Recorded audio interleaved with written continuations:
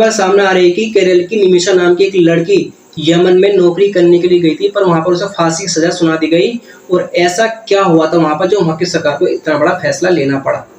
तो इस वीडियो पे अंत तक बने रहे, और आपको हमारी ये वीडियो अच्छी लगे तो लाइक करें, शेयर करें और ये वीडियो आगे तक जरूर फॉरवर्ड करें। जो केरल की जो लड़की थी निमिषा नाम की, वो यमन में नौकरी करने के लिए गई। उसका पहले से ही सपना था कि बाहर नौकरी करने का, पर वहां पर एक मेडिकल साइंस में नर्स का काम करती थी। जब वहां पर वो नर्स का काम करने लगी तो वहां पर एक नागरिक से मुलाकात हो गई।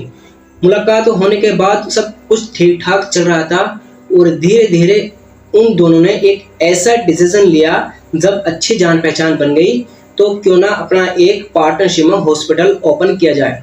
जब उन्होंने अपना एक हॉस्पिटल ओपन किया और कुछ साल बीतते चले गए तो सब कुछ ठीक ठाक था। तो जो वहाँ का नागरिक जो निमिषा नाम की लड़की से मिला था, वहाँ के नागरिक ने उसका एक पासपोर्ट अपने पास जब्त कर लिया, और पासपोर्ट जब्त करने के बाद उसे बहुत ही परेशान करने लगा। जब उसको परेशान करने लगा तो उसने वहाँ की पुलिस से गुहार लगाई कि मेरे साथ गलत हो रहा है, क्योंकि वहाँ की पुलिस ने उसकी एक भी नहीं सुनी। आखिरकार जब इस चीज में वो नाकामयाब रही तो एक दिन ऐसा हुआ जब उसके साथ ज्यादा ही जबरदस्ती कर रहा था, तो निमिषा नाम की लड़की से इतनी बड़ी हत्या हो गई उसकी कि आप सोच भी नहीं सकते।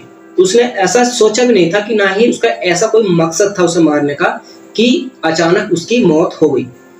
उसने क्या काम करा था, जब वो उसे ज्यादा ही परेशान कर रहा था तो उनने अचानक एक इंजेक्शन दिया, और उस इंजेक्शन से उसकी मौत हो गई। और वहां की सरकार ने उसे मर्डर के केस में उसे फांसी की सजा सुना दी गई।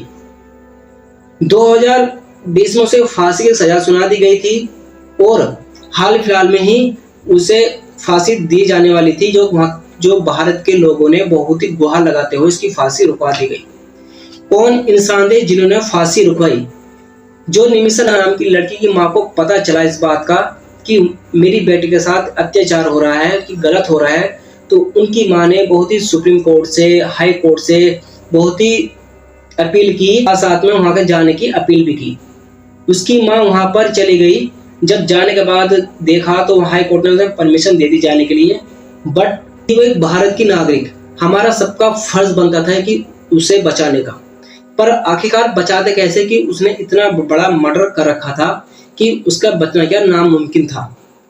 तो जब यहाँ के पब्लिक ने सारी सुप्रीम कोर्ट जब हर कोई इंसान फेल हो चुका, तो उसके बाद एक grand Mufti, India is the most senior of religious authority of Sunni Muslim community of India, जो इंडिया के शेख अबू बकर अहमद, जो जनरल सेक्रेटरी है सुन्नी मुस्लिम के, उन्होंने वहां की सरकार से बात की, जिस कारण उसकी फांसी रुकवा दी गई। आने के लिए दूसरे देश में अपील की गई, तो शेख अबू बकर ने ये कहा है कि इस्लाम धर्म में माफी की जगह ब्लड मनी अगर दे दी जाए तो उसे माफ कर दिया जाता है, कि इस्लाम धर्म में ये एक ऐसे उसे कातिल को माफ कर दिया जाता है। कि जब हर कोई नकाब रहा तो तब शेख अबू बकर काम आए, और उनकी कड़ी मेहनत से उसकी फांसी रुकवा दी गई, क्योंकि उसे दूसरा जीने का मौका मिल गया। फिलहाल वो अभी जेल में बंद है, और फिलहाल अभी जो फांसी थी वो फांसी रुकवाई गई है। और मेन पॉइंट ये है कि जो वहाँ का नागरिक जो था, उसकी फैमिली पे डिपेंड करती है कि वो निमिषा नाम की लड़की को माफ करेंगे या नहीं करेंगे। सरकार का ये रूल्स होता है कि अगर किसी की फांसी रुकवा दी जाए तो उसके मृतक परिवार के फैमिली को कम से कम कुछ पैसे देने होते हैं, ब्लड मनी, जिसे ब्लड मनी बोलते हैं, उसे पैसे देने होते हैं, जिस कारण निमिषा नाम की लड़की की फांसी रुक सकती है। कोई भी व्यक्ति हो, अगर आप दूसरी कंट्री में, अगर तुम्हारी ऐसी पोजीशन आती है कि आपको फांसी दी जा रही है, और आपका सामने वाला जो फैमिली है, जिसके घर में मृत्यु हुई थी, अगर वो चाहे तो ब्लड मनी लेकर उसे माफ कर सकता है। फिलहाल इस चीज को लेकर बात चल रही है, और हम इसी चीज के लिए अपील करेंगे कि निमिषा नाम की लड़की को सही सलामत भारत वापस लौटा दिया जाए। Justice for Nimisha. तो आज सबसे यही गुजारिश है कि आप भी इस चीज के लिए ऑब्जेक्शन उठाए, क्योंकि एक वो भारत की नागरिक है। निमिषा का केस क्या था वो देखिए। 2012 यमन के एक हॉस्पिटल नर्स की नौकरी ज्वाइन की। 2014 में निमिषा यमन के एक नागरिक तलाल से मिली।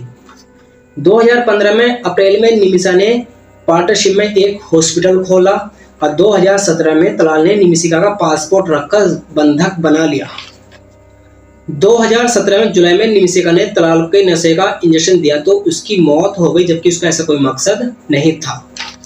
निमिषा की मां ने दिल्ली हाईकोर्ट से अपील की यमन जाने की और 2017 में 17 नवंबर को 2023 में 17 नवंबर को हाईकोर्ट ने ब्लड मनी पर बातचीत की निर्देश देने से इनकार दिया और 2023 12 दिसंबर को हाईकोर्ट ने निमिषा की मां को यमन जाने की इजाज़त दे दी।